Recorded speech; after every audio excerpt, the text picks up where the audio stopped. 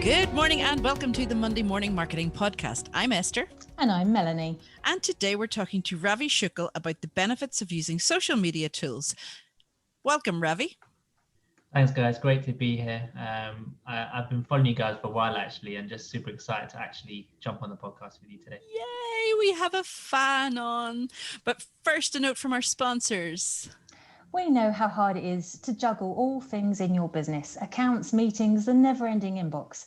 That's why we've teamed up with Agorapulse to give you more than 5 hours back a week when it comes to managing your social media marketing. No complicated Excel docs, long emails, or millions of open tabs. Simply manage all your social media channels in one place. Go to agorapulse.com/Monday Morning Marketing to get 1 month free. Now all you have to do is figure out how you want to spend those spare 5 hours, and we're going to have a chat about what you can do with them. We are. That's why we've got you here with us, Ravi, to give us some tips and hints and everything to do with managing and using social media tools like Agorapulse. Yes, and how we can actually work out how important it is to spend the money to gain the benefits, because we've got startups, we've got large corporations following us, and some of them will have the money, some of them won't. But what are the actual benefits, Ravi? Yeah, it's a really good question. I think if I go back a tiny bit, believe it or not, one of my first actual jobs as a social media manager was actually for Samsung UK, and it was quite crazy because I went to this big building and no one told me it was Samsung, because on the job description it's like they just put digital. So I turned up there and then I had this interview and they had Samsung examples, but you just don't clock on that it could actually be Samsung. To cut a long story short, they liked me. And when I joined, customer service for a phone brand is insane. If you get 5 mentions a day, these guys get about 100 or 125. And how it segues into a social media tool is I was doing it manually by copying and pasting each comment onto an Excel, emailing customer service, waiting for their reply, which would be over 140 characters, shortening all of that, and then doing it all on social. So that was the first red flag where we needed a tool to get something done. And to answer your question, the importance of a tool, the number one reason people get it in the first place is to save time. And how it saves time, depending on the tool that you have, is it can help you organize all your posts, your conversations, and your customer service, and even your reporting all in one place. And luckily, since that first job, I've hardly had to look at an Excel sheet in the same way again. And I'm super glad, because it was getting to a point of like 4 or 5 hours a day of just pasting people's names in. Oh man, that's a nightmare. That would just give you nightmares. No. Well, I bet you're glad you're no longer doing that. Now, you did go from there, and at some stage you became a social media strategist and consultant. So how did you get into that in the first place, Ravi? Funnily enough, I think like when Facebook first launched, like everyone else, I just probably put a goofy profile photo and waited to see what happened, to see if anyone clicked or how it worked, right? So I didn't really use it in a business point. But then what happened is I kind of played basketball and stuff at my local park, and I was like, oh, I kind of set up a page there, and just for a bit of fun. And it was kind of the first time I made like a little mini community, so to speak, where people were actually talking back. And it was quite exciting from that point. And obviously there was no social media manager degree or course or anything. So I'm actually quite fully self-taught in the sense that I read loads of blogs and done all that stuff. So it was a great way to jump into that from that point of view. But then obviously, like I said, Samsung was my first job. But before that, I was literally using that time to read up and teach myself on social. So the first glimpse I got on it was setting up that page for the park. So do you remember what your first photo on Facebook was? Wow, that's a good question. It wasn't cats or anything as cool as that. It was probably like some random photo of me, maybe an attempt to create a profile photo. Previous experience was like MySpace High Five and stuff. So everything had GIFs or GIFs flying around. So this was a bit like, oh, you can't customize it. So I think I left it with a standard photo for a long time. Do you remember your first photo, Esther? I don't. It's probably a selfie before selfies were even invented. Do you know what my first photo was? I Go on. went dog sledding the previous month, and there's a photo of me dog sledding going around a corner. Wow. See, hers was a cool Yeah, picture. I wish I had Mine was something so like that. cool. Then what happened, Melanie? No, back to Ravi. Ravi. So, So- like you were saying, Ravi, with Samsung, you had all these nightmares of waiting to get responses and waiting to get information that you needed to be able to reply to people. Yeah. So, did it occur to you to come up with a tool that could help solve all these issues, or Yeah. did you do what most people do and just go and look for one that That's somebody a else really, prepared earlier? yeah, that's a really good question. I think because Samsung's such a big company, they don't have their ear to the ground in terms of how you manage your socials. So for bigger organizations, unless they speak to a social media manager, they literally won't automatically realize that this guy's snowed under, he might need a tool. So the first thing you do is you have to go to your manager or director and be like, look, we're snowed under with this and it's not working. And then to come up with a solution, I interview tools and they pitch their demos, etc.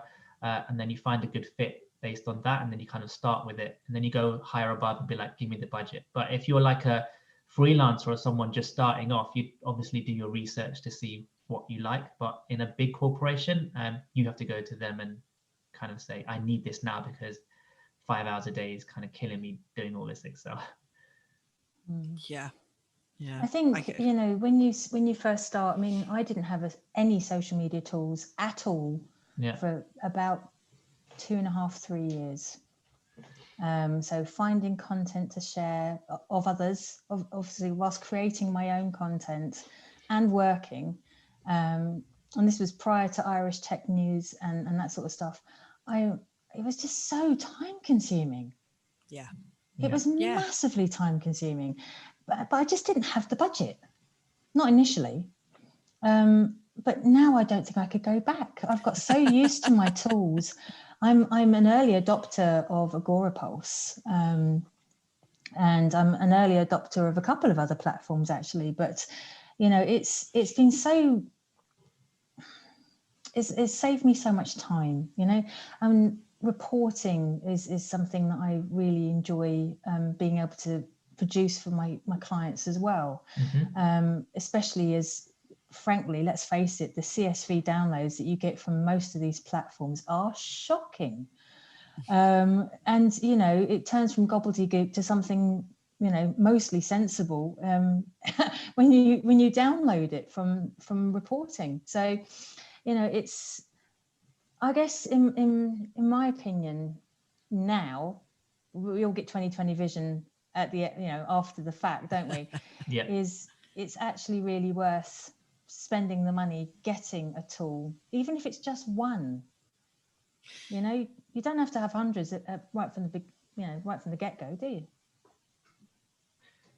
Yeah, exactly. I think with that, you don't also know if you're going to like using a tool without using it, where if you were scared by the price or it was too complicated, you would never know how it actually worked until you started using it. So I think the scary thing for most people is the fact that the learning curve could be daunting because they see it as new technology. But once they get used to how to post and schedule, they realize it's very similar to how the sites themselves work. And then they obviously can't live without it. So phase one would be just kind of trying something out before you dismiss it.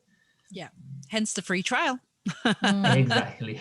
Yeah, a lot of these tools are intuitive, aren't they? You know, and if you look around, you'll find that there'll be self-help videos and, you know, how, you know, Q&As, and most of the websites will have areas where you have a chat facility or something like that.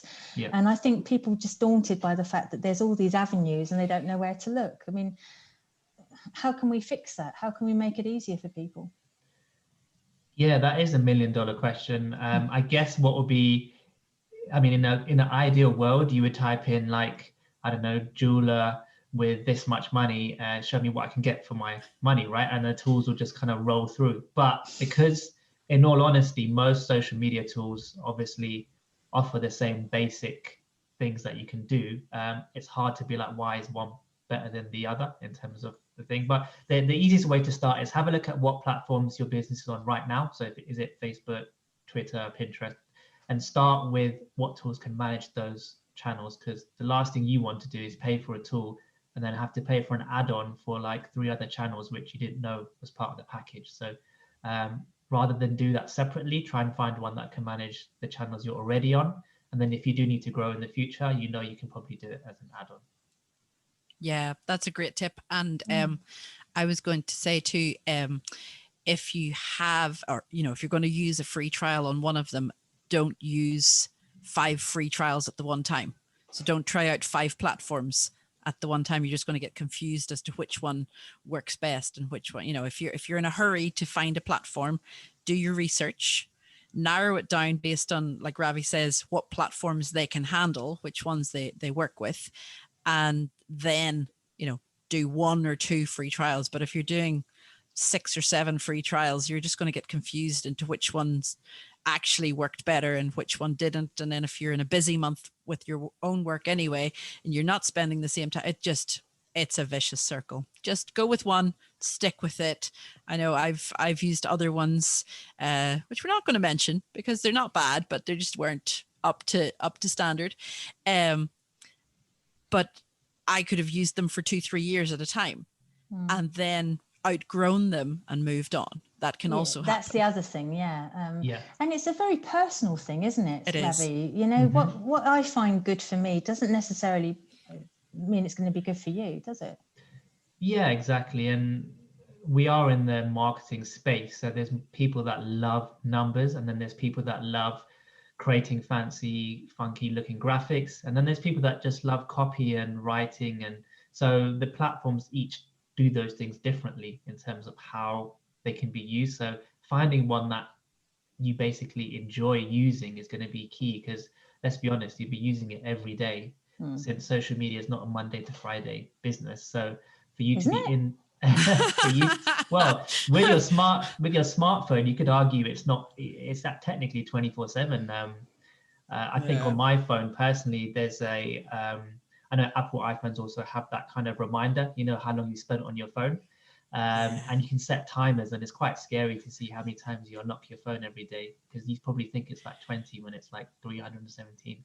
So managing the times is a huge thing. Yeah, managing the notifications, I always find that's the first thing that I turn off whenever I add a new platform into the phone. It's like, nope, do not want any notifications, because especially on the phone, you've got enough popping up without anything else. That's the other thing to take into account. If you're going to have a platform, make sure it's got an app facility as well. A social media platform that can support your social that you're doing, either for yourself or for your clients. Because if you don't have an app for it, it's much harder to stay on top of, in my opinion. Yeah, and you're tied to your desktop or laptop. Exactly. Or, Yeah, exactly. That's a good point, especially when a customer says something and it's like 7:02 p.m. and you just want a quick reply. You don't want to log back in to have to be like, that's fine, you'll get it tomorrow. On your phone, you could probably just do that in 5 or 10 seconds. Yeah. See, that's the expectation as well, isn't it? People expect a response immediately. Yeah. Especially from big businesses and brands like Samsung. They won't wait until 9 o'clock the next morning. No, I think I read some data which was like, if it's not within 30 minutes, a customer can get put off. It depends on the type of business. If you're retail, yes, you might go buy your shoes elsewhere, but depending on what you do, some do wait, but others are just like, I can probably get it somewhere else if they reply quicker. Yeah, it's managing expectations is what we've always been saying on the podcast as well. You have to manage your clients' expectations and put on your social media, I am available from 9 to 5, or I am not open Saturdays and Sundays, because especially Google My Business, you can modify your hours and put in your lunch hour and everything. Manage those expectations well in advance of people sending you messages. You put this down, but people still expect a response. They would, especially on Twitter, let's say. Yeah. You know, I've had a problem with somebody trying to send me some belts a couple of years ago, and Melanie, before she got her blue tick, asked a query about it, and directly to the company. I obviously can't mention them. And yeah, her face is saying, "Oh, go on." No, I'm not going to. And nothing came of it. And I waited another couple of days. I'd already waited 14 days. What was another 2, you know? Yeah. And I messaged again, except this time I sounded a little bit more insistent about it. Nothing. And a mutual friend of ours, you probably know her actually, Samantha Kelly, Tweeting Goddess. She didn't actually have a blue tick at the time, but by golly, she had a large audience. And I said, Sam, would you mind retweeting this for me? 11 minutes. 11 minutes is all I had to wait for a response. Yeah. Being on the inside of quite a few big companies, some of these tools will actually flag based on followers, and you go right to the top of the notifications with like a red check mark or something. So it's not to say that it's the fair way to do it, but it does grab their attention when a big hitter kind of says something, because they feel like the urgency is there, otherwise their brand reputation is at stake, which is a wrong way to look at it, but it's just the way it works with, you know, the people that monitor their inbox that way. See, this is the time that your vanity metrics actually do pay off. Yeah, we did a podcast about that recently. Sorry. Yeah. Okay, so how do give us 5 top tips, Ravi, on why and which social media tools to use? Yes, so the first one we kind of briefly covered, which is basically find a social media platform that allows you to schedule on your channels that are based on the channels you already have. In terms of the features, look at what's the most important for your business and make sure that they have those within the package. So for example, I mentioned Samsung, but if you're a retail brand and you're very customer service friendly, you need a good inbox managing system. Or if you're really data heavy because you care about every impression, reach, and etc., then you need a reporting platform built in. The third one is also ease of use, like we talked about it earlier. You do need a mobile app or mobile friendly version because you are going to be managing things on the fly. You know, at the time of this recording, we're not out and about everywhere, but it will happen soon. And when it does happen, we want to be able to do stuff on the go. So having a mobile solution is definitely key. That also applies to your website being mobile friendly as well, because, you know, people go on social, go on your site. Next is probably the elephant in the room, so to speak, which would be pricing. And we know that people don't have unlimited budget, but look at what you get for your money, because with a lot of solutions, similar to buying a car, you could get a car for £500 or 500,000. But again, with the pricing, what you get for your money. And for example, if your business has 5 social profiles, but the free plan only gives 3, you know, by paying a little bit extra, you can manage all 5 rather than struggle with both just to get a bargain. So look at the long-term value in terms of why you need to spend the money and how it's going to help, and then base your pricing decision on that, because you will end up paying more in the long run if you take the shortcut with an offer which runs out, which you then have to rebuy down the line. And lastly, look at a tool that you can really invest in the long term.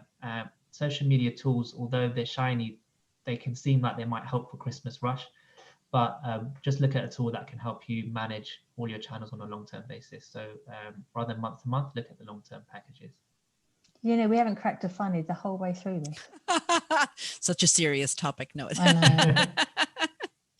No, but I, for one, find that, yes, it saves a lot of time just to have everything on the one platform. I open one tab. Well, You don't have one tab. I really don't. I don't. But in theory, I have my tab open. And it means I don't have to open Facebook and LinkedIn and Instagram and Twitter, But does Agorapulse have for Pinterest as well? Well, at the time of this recording, it's perfect because it's on the roadmap to come out. So expect to see that very soon. So you will be able to use Pinterest in that. Might be worth mentioning why we're asking you this, Ravi. Yes, exactly. So the reason I'm getting asked Agorapulse questions is because I'm the country manager for UK and Ireland for Agorapulse, and that means I look after all the marketing and events and activities for Agorapulse in the UK and Ireland. So if anyone listening does go to any events or virtual events, you may see our name pop up or you may see my face. So don't be afraid to say hi. And it's a very nice face. I know you can't actually see it, guys, because it's the podcast. But, you know, Ravi, thank you so much for today. We wanted to educate our listeners that there are a wide range of tools available to them. Don't be put off by the price. It really does save you time. And, you know, it might be even worth considering looking at purchasing for the year, because sometimes it's cheaper buying it annually than it is monthly. But obviously try for a few months first to see if it fits your requirements. Well, that's all the time we have for today, but thank you so much for coming in, Ravi, and talking about social media platforms. And Esther, thank you for, you know, just being you. Yeah, you're just special. I am, sweetie. I am. And, thanks for listening, guys, and do come back next week. See ya.